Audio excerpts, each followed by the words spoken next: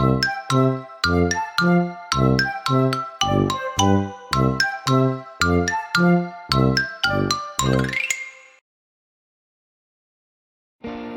শহরে একটি ছোট বাড়ি ছিল, আর সেই বাড়িতে দুই বোন বাস করত। বড় বোনের নাম ছিল রেশমি, আর ছোট বোনের নাম ছিল রানী। ছোটবেলায় তাদের বাবা মা মারা গিয়েছে।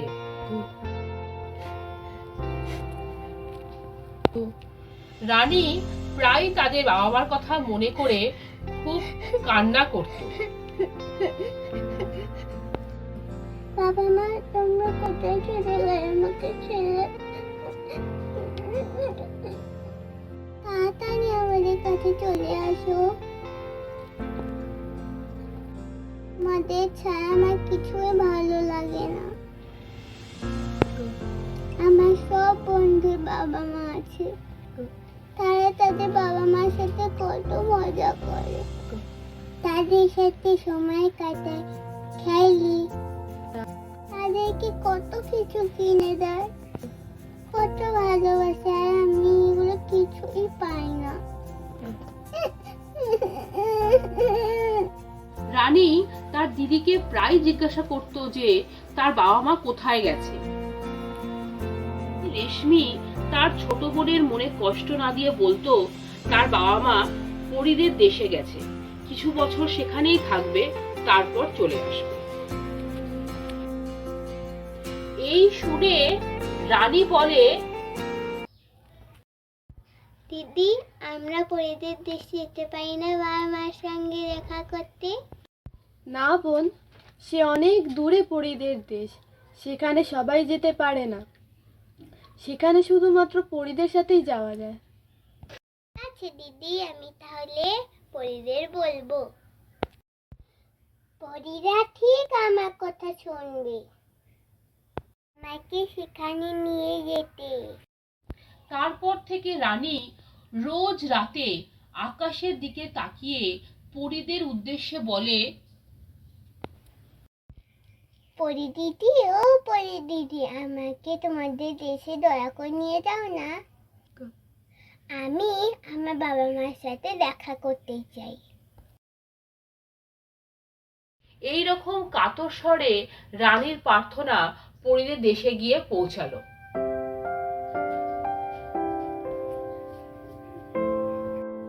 পরীরা ব্যাকুল হয়ে ওঠে ছোট্ট রানীর এই কাতর আবেদনে।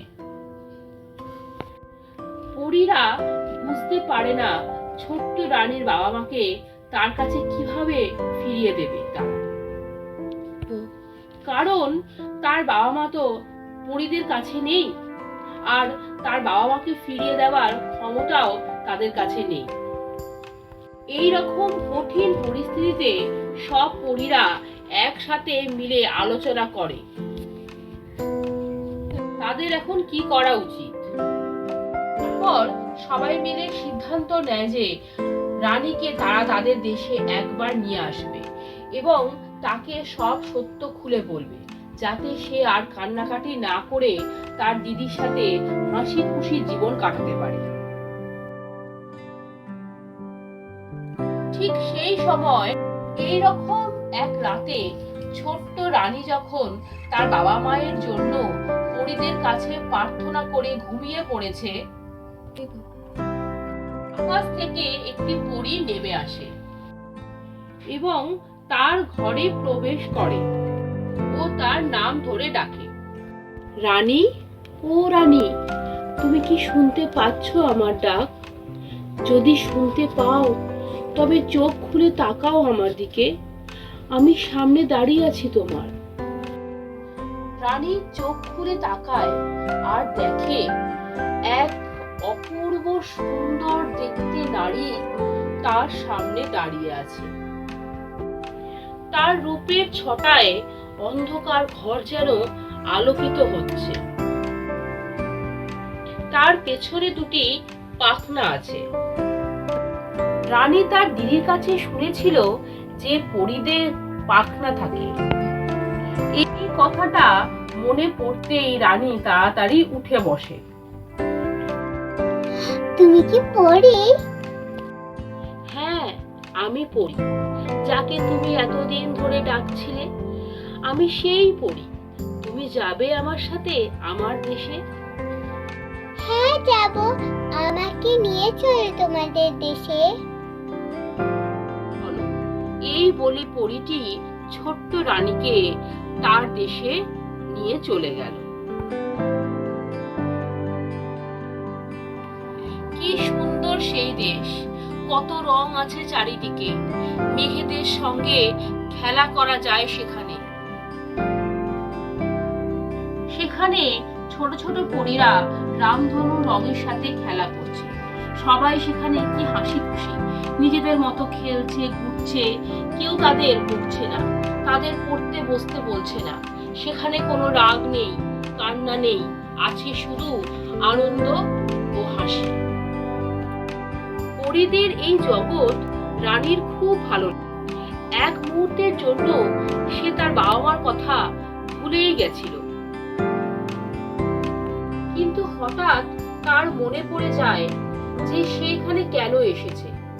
তখন সে পরীকে জিজ্ঞাসা করে তার বাবা মা কোথায় আছে।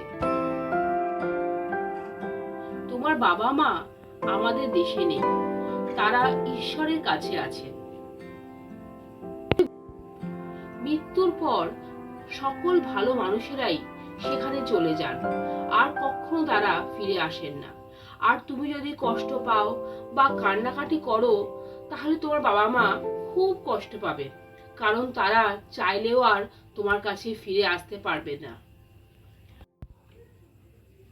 এই কথা শুনে ছোট্ট রানী বলে, আমি আর কোনোদিন কাঁদবো না, কারণ আমি আমার বাবা মাকে কখনো কষ্ট দিতে চাই না। তুমি আমাকে আমার দিদির কাছে ফিরিয়ে নিয়ে চলো। নিশ্চয়ই, আমি তোমাকে তোমার দিদির কাছে নিয়ে যাব। তুমি সেখানে খুব হাসি খুশি ভাবে জীবন কাটাবে। আর যদি কখনো তোমার আমার কথা মনে পড়ে, তাহলে ওই আকাশের দিকে তাকিয়ে আমাকে একবার ডাকবে। আমি আবারও আসবো তোমাকে পরীদের দেশে নিয়ে যেতে। এরপর ছোট্ট রানী সকল পরীদের বিদায় জানালো। টাটা সকল পরি বন্ধুরা। ছোট্ট রানী তার বাড়িতে নিজের দিদির কাছে ফিরে এলো। রানী ও রেশমি দুই বোন খুব হাসি খুশি ভাবে জীবন কাটাতে থাকে। আমাদের গল্পটা আজ এখানেই শেষ হলো। এই গল্পটা যদি আপনাদের ভালো লাগে, তাহলে লাইক, শেয়ার এন্ড সাবস্ক্রাইব করবেন। Thank you.